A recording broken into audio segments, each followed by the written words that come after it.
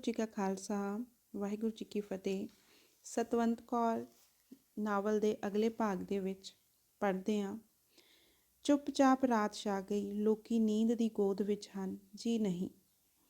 ਜੀ ਨਹੀਂ ਸੁਰਕਦਾ, ਪੰਛੀ ਨਹੀਂ ਬੋਲਦਾ, ਹਵਾ ਤੱਕ ਨਹੀਂ ਰੁਮਕਦੀ। ਸੰਨਾਟਾ ਛਾ ਰਿਹਾ ਹੈ, ਆਕਾਸ਼ ਵਿੱਚ ਢਲਕ ਢਲਕ ਕਰਦੇ ਤਾਰੇ ਚੁੱਪਚਾਪ ਟੁਰੇ ਜਾ ਰਹੇ ਹਨ। ਕਾਬਲ ਦੇ ਰੜੇ ਵਿੱਚ ਕਾਫਲਾ ਪਿਆ ਹੈ, ਜਿਸਨੇ ਪਸ਼ੌਰ ਤੱਕ ਵਪਾਰ ਕਰਕੇ ਮੁੜਨਾ ਸੀ। ਅੱਜ ਦੂਸਰੀ ਮੰਜ਼ਲੇ ਹੀ ਪਹਿਰੇਦਾਰਾਂ ਵਿੱਚ ਘੇਰਿਆ ਪਿਆ ਹੈ। ਜਿਸ ਹਿੱਸੇ ਦੀ ਤਲਾਸ਼ੀ ਹੋ ਚੁੱਕੀ ਹੈ ਉਹ ਹਿੱਸਾ ਤਾਂ ਬੇਫਿਕਰ ਸੌਂ ਗਿਆ, ਪਰ ਜਿਸ ਹਿੱਸੇ ਦੀ ਨਹੀਂ ਹੋਈ ਉਸ ਵਿੱਚ ਬੇਚੈਨੀ ਜਿਹੀ ਹੈ।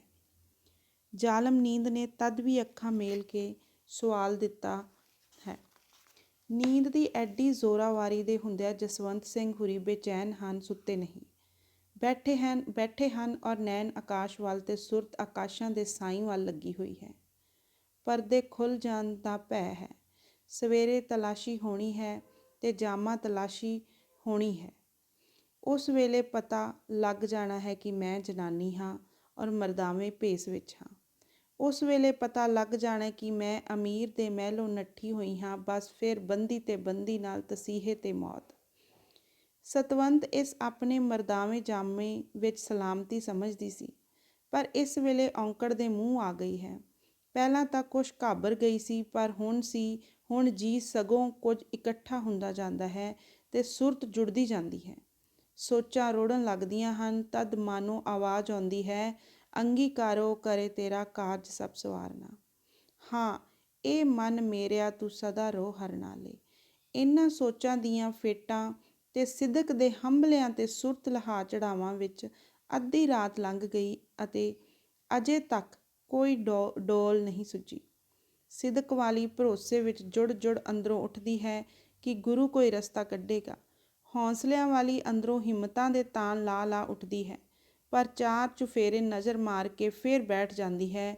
ਅਖੀਰ ਉੱਠੀ ਔਰ ਇੱਕ ਪਾਸੇ ਵੱਲੋਂ ਖਿਸਕ ਜਾਣ ਦੀ ਸੋਚੀ, ਪਰ ਥੋੜ੍ਹੇ ਹੀ ਕਦਮਾਂ ਤੇ ਪੈਰਾ ਖੜਾ ਸੀ। ਦਬਕ ਕੇ ਬੈਠ ਗਈ। ਮਲਕੜੇ ਜਿਹੇ ਫਿਰ ਮੁੜੀ। ਇੱਕ ਹੋਰ ਪਾਸੇ ਵੱਲੋਂ ਤਿਲਕਣ ਦੀ ਕੀਤੀ, ਪਰ ਇੱਕ ਅਹੁਦੇਦਾਰ ਫਿਰ ਆਉਂਦਾ ਆ ਰਿਹਾ ਹੈ। ਇੱਕ ਅਹੁਦੇਦਾਰ ਫੇਰਾ ਲਾਉਂਦਾ ਆ ਰਿਹਾ ਸੀ। ਫਿਰ ਮਲਕੜੇ ਪੈਰੀਂ ਆਪਣੇ ਬਿਸਤਰੇ ਤੇ ਆ ਟਿਕੀ। ਇਹ ਅਹੁਦੇਦਾਰ ਜੀ ਫਿਰਦੇ ਫਿਰਦੇ ਨੇੜੇ ਕੁ ਆ ਕੇ ਖੜੋ ਗਏ। ਚਾਰ ਚੁਫੇਰੇ ਨਜ਼ਰ ਮਾਰੀ, ਸਾਰੇ ਸੁੱਤੇ ਪਏ ਪਾਸੇ। ਫਿਰ ਇਸਨੇ ਆਪਣੇ ਆਪ ਨੂੰ ਹੌਲੇ ਜਿਹੇ ਆਖਿਆ, ਸਭ ਸੁੱਤੇ ਪਏ ਹਨ। ਸਾਰੇ ਪਠਾਨ ਤੇ ਕਾਬਲੀ ਹਨ। ਭਲਾ ਕਿਸ ਤੋਂ ਪਤਾ ਲੱਗੇ ਕਿ ਬੁਤਾਲਾ ਕੀ ਹੈ ਤੇ ਕਿੱਥੇ ਹੈ? ਪਤਾ ਨਹੀਂ ਸੱਚ ਹੈ ਕਿ ਝੂਠ। ਉਫ਼, ਕੀ ਕੁਛ ਪਤਾ ਨਹੀਂ, ਕੀ ਕਰਾਂ। ਅੱਛਾ ਖੈਰ, ਅਜੇ ਤੱਕ ਕੋਈ ਡੋਲ ਨਹੀਂ। ਕੱਲ੍ਹ ਟੁਰ ਪਏ ਅੱਗੇ ਤਾਂ ਫਿਰ ਕੀ ਬਣਨਾ ਹੈ? ਇਸ ਪਠਾਨ ਅਹੁਦੇਦਾਰ ਨੂੰ ਮਨ ਨਾਲ ਗੱਲਾਂ ਕਰਦਿਆਂ ਕੁਛ ਬਾਰੀਕ ਜਿਹੀ ਆਵਾਜ਼ ਕਰਨੀ ਪਈ। ਖਿਆਲ ਕੀਤਾ ਤਾਂ ਇੱਕ ਸੂਰਤ ਅਡੋਲ ਬੈਠੀ ਸਹਿਜੇ ਕੁਛ ਪੜ੍ਹ ਰਹੀ ਹੈ। ਚੰਗੀ ਤਰ੍ਹਾਂ ਕੰਨ ਲਾਏ ਤਦ ਕੋਈ ਗੈਰ ਜ਼ੁਬਾਨ ਦੀ ਬਾਣੀ ਸੀ। ਜਦ ਬਹੁਤ ਧਿਆਨ ਕੀਤਾ ਤਾਂ ਸਮਝਿਆ ਕਿ ਕੋਈ ਸਿੱਖ ਹੈ ਔਰ ਬਾਬੇ ਨਾਨਕ ਦੀ ਬਾਣੀ ਪੜ੍ਹਦਾ ਹੈ। ਪਲ ਕੁ ਮਗਰੋਂ ਇਸ ਨੂੰ ਸਾਫ਼ ਸਮਝ ਪੈਣ ਲੱਗ ਗਈ ਕਿ ਠੀਕ ਇਹ ਉਹ ਸ਼ੈ ਹੈ ਜਿਸ ਦਾ ਮੈਨੂੰ ਪਤਾ ਲੱਗਾ ਸੀ।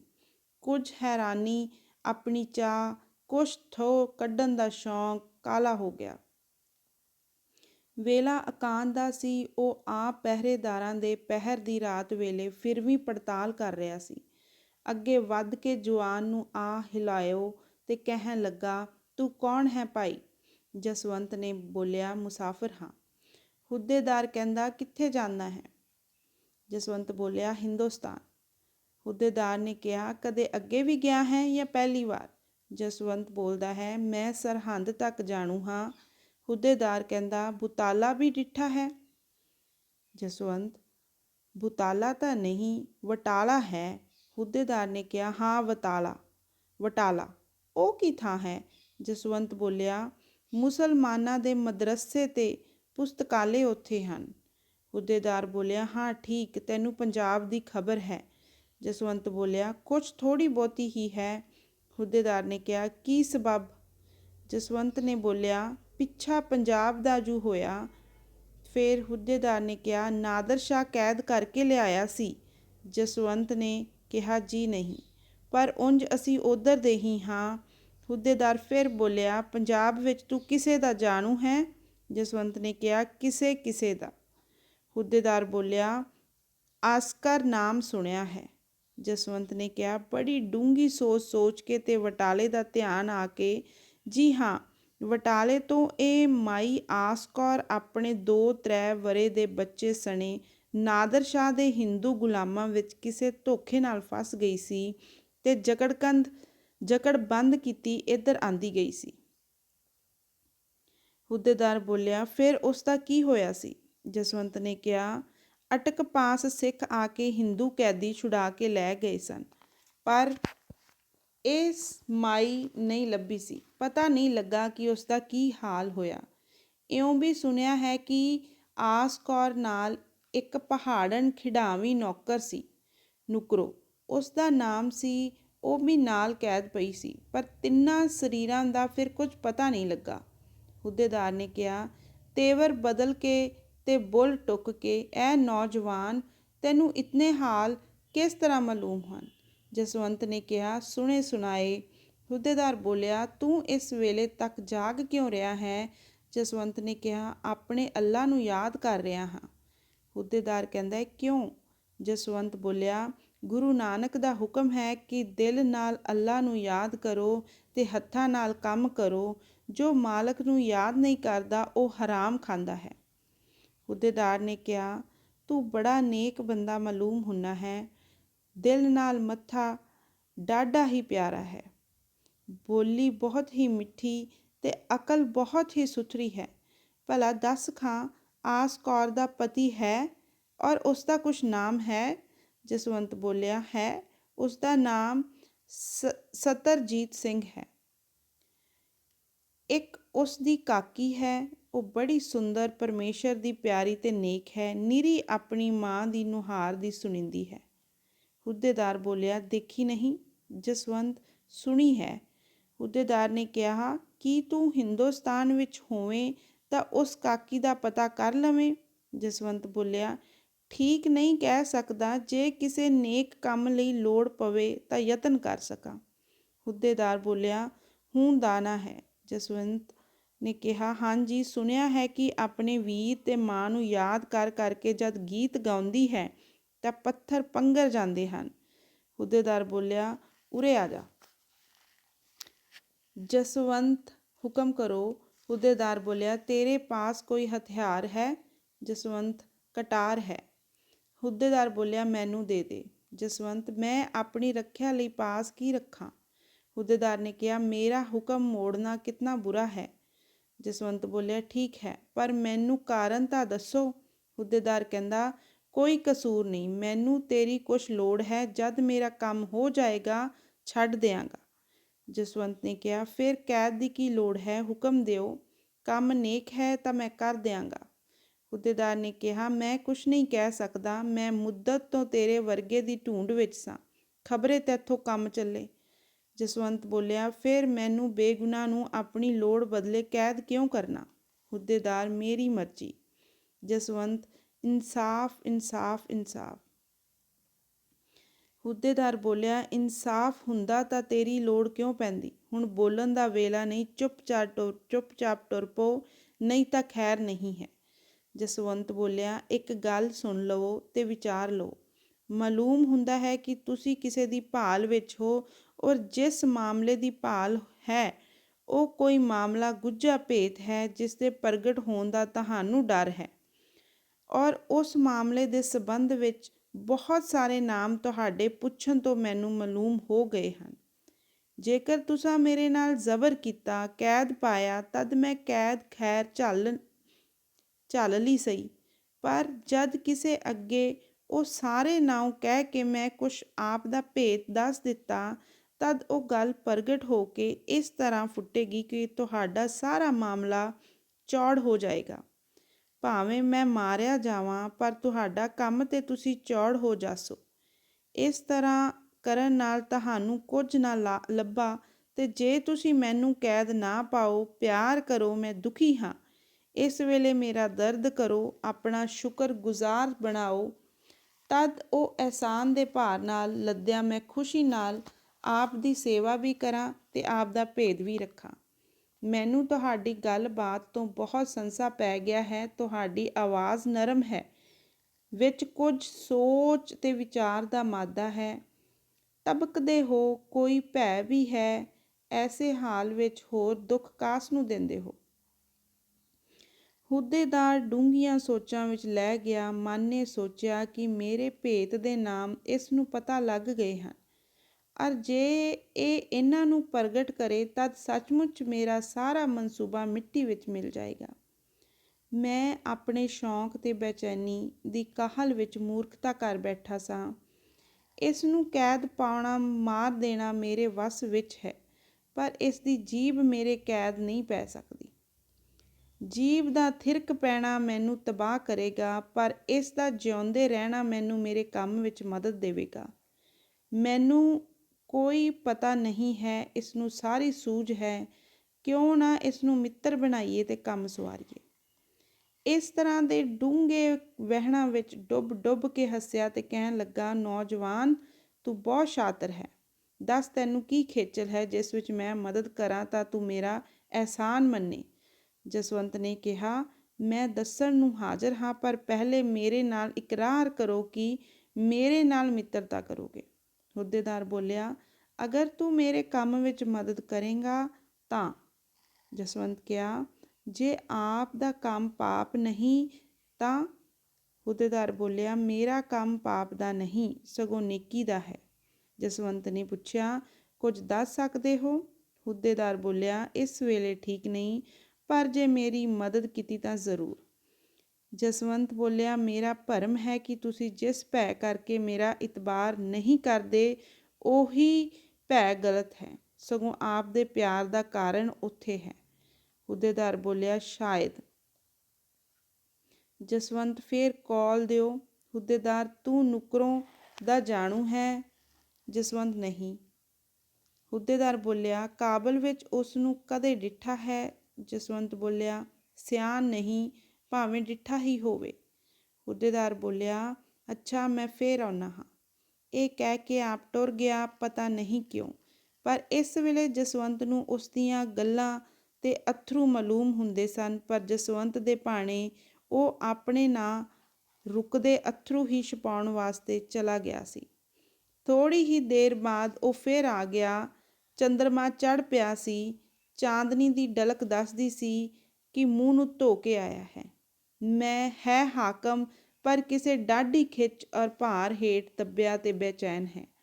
ਜਸਵੰਤ ਨੇ ਸੋਚਿਆ ਕਿ ਇਹ ਹੀ ਇੱਕ ਦਾਊ ਹੈ ਕਿ ਤਲਾਸ਼ੀ ਦੇ ਕਲੇਸ਼ ਤੋਂ ਬਚ ਸਕਾਂ। ਨਹੀਂ ਤਾਂ ਹੁਣ ਦਿਨ ਹੋਣ ਵਾਲਾ ਹੈ, ਹੋਰ ਕੀ ਉਪਰਾਲਾ ਹੋ ਸਕਦਾ ਹੈ। ਵਾਹਿਗੁਰੂ ਅੱਗੇ ਪ੍ਰਾਰਥਨਾ ਕੀਤੀ ਕਿ ਜਿੰਕੂ ਗੱਜ ਜੈਸੇ ਮੁੱਢ ਦੇ ਬੰਧਨ ਆਪ ਨੇ ਕੱਟ ਦਿੱਤੇ, ਤਿਵੇਂ ਹੇ ਦੀਨ ਦਿਆਲ ਇਸ ਨੌਜਵਾਨ ਦੇ ਮਨ ਮਿਹਰ ਪਾ ਔਰ ਮੇਰੇ ਬੰਧਨ ਇਸ ਦੇ ਵਸੀਲੇ ਦੂਰ ਕਰਾ, ਤੇ ਜਾਂ ਜਿਵੇਂ ਤੇਰੀ ਰਜਾ ਹੋਵੇ ਮਿਹਰ ਕਰ। ਹੁੱਦੇਦਾਰ ਬੋਲਿਆ, ਦੇਖ ਨੌਜਵਾਨ, ਇਹ ਕੀ ਹੈ?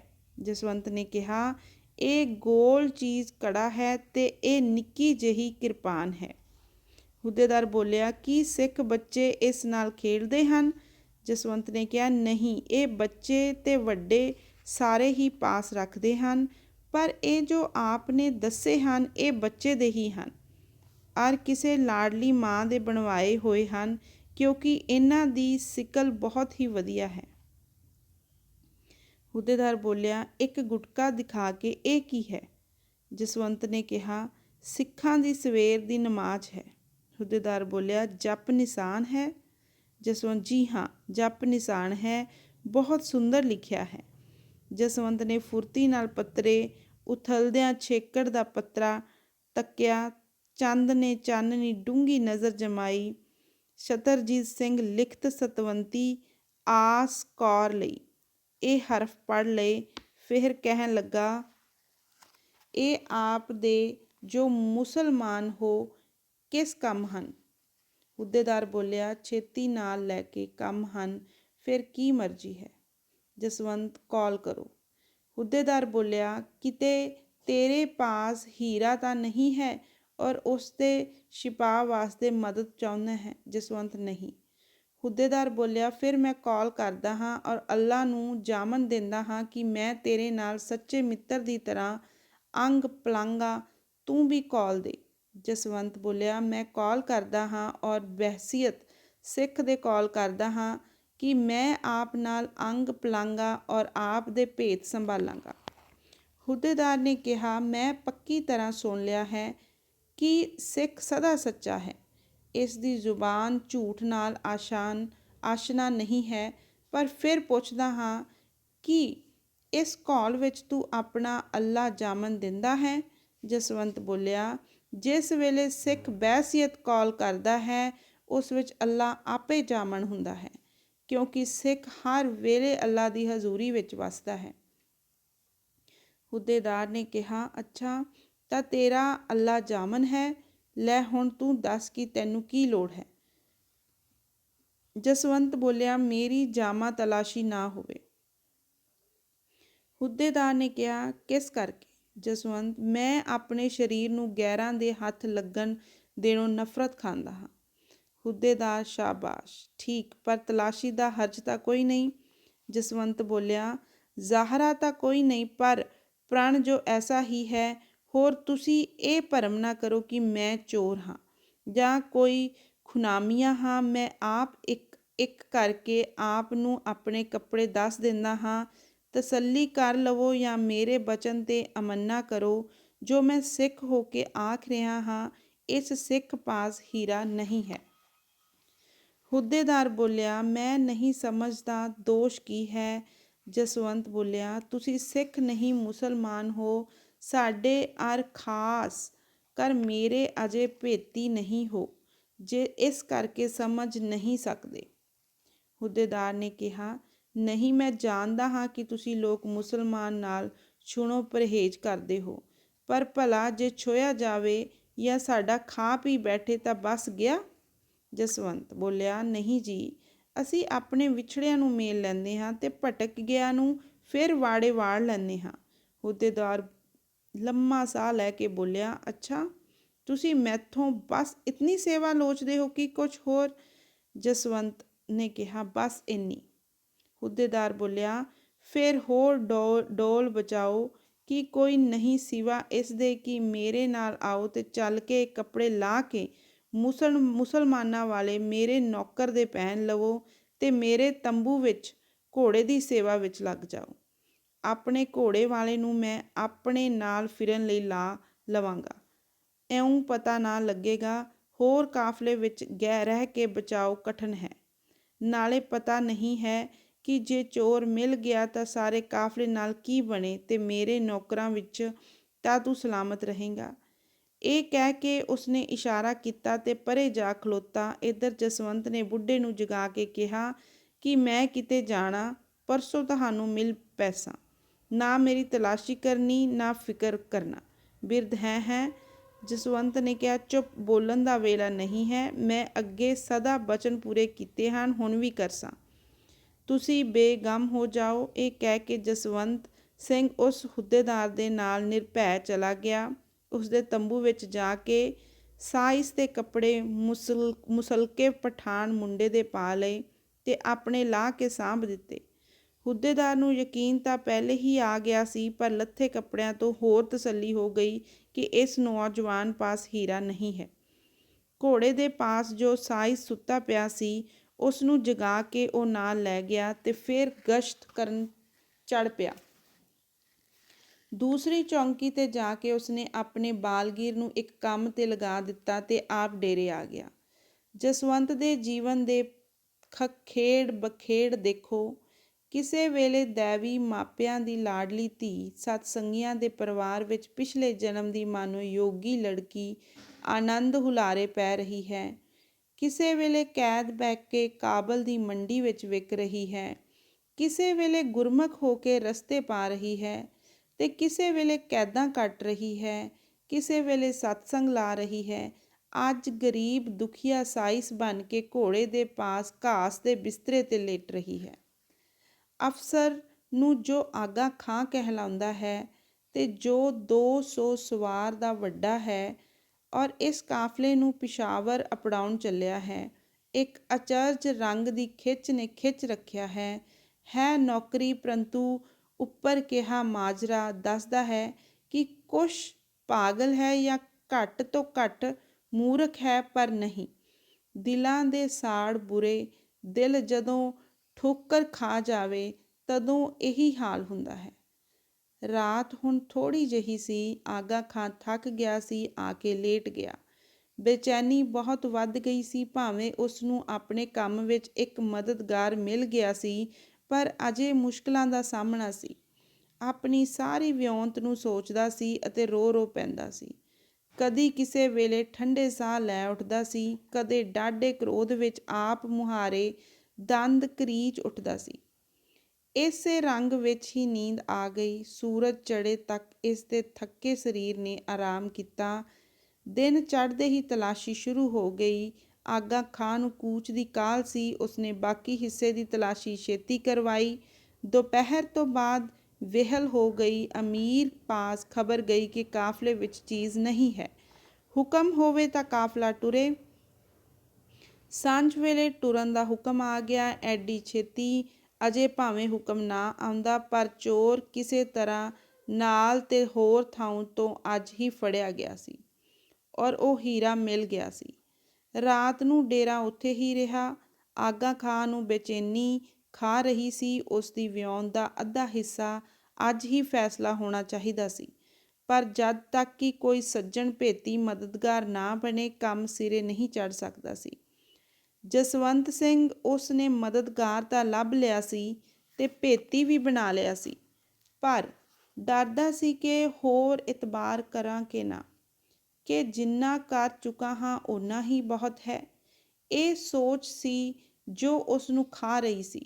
ਜੇਕਰ ਉਸ ਨੂੰ ਇਹ ਪਤਾ ਲੱਗ ਜਾਂਦਾ ਕਿ ਜਸਵੰਤ ਸਿੰਘ ਨੂੰ ਤਲਾਸ਼ੀ ਦਾ ਇਤਨਾ ਕਿਉਂ ਡਰ ਹੈ, ਤਦ ਉਸ ਨੂੰ ਇੱਕ ਐਸਾ ਭੇਤ ਮਾਲੂਮ ਹੋ ਜਾਂਦਾ ਜਿਸ ਦੀ ਜ਼ਮਾਨਤ ਉੱਤੇ ਉਹ ਆਪਣਾ ਭੇਤ ਉਸ ਨਾਲ ਹੋਰ ਛੇਤੀ ਸਾਂਝਾ ਕਰ ਲੈਂਦਾ।